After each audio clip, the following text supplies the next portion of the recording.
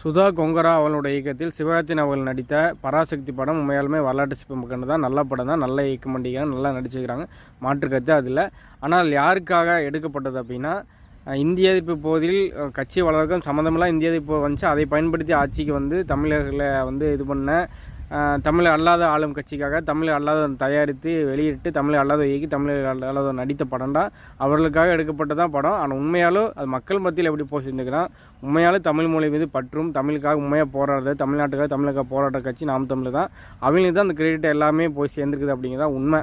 கடைசியாக வச்ச காட்சிகள் கூட சிவகார்த்திகேயன் வந்து புரட்சி வணக்கம் இறுதி காட்சி கூட சிவ அண்ணன் சீமானையும் அந்த புரட்சி வணக்கம் வந்து நாம் தமிழ் பிள்ளைகள் தான் காட்டுது. ஏன் அப்படின்னா அது உண்மையாக தான். அவங்க எடுத்த கடைசி காட்சி வச்சு கூட நோக்கமே வேறு, அவங்க எடுத்த நோக்கமே வேறு. இருந்தாலும் அது வந்து அந்த இதில் ஃபுல்லாக புரட்சி வணக்கம்னா அது நாம் தமிழ் கட்சி தான், வேறு யாரும் வைக்கிறதும் இல்லை. திமுக அது வைக்கிறதுக்கு எந்த தகுதியும் கிடையாது, வைக்கவும் மாட்டாங்க.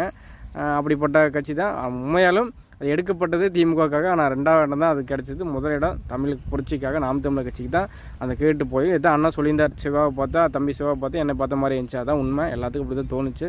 அதான் உண்மையும் கூட.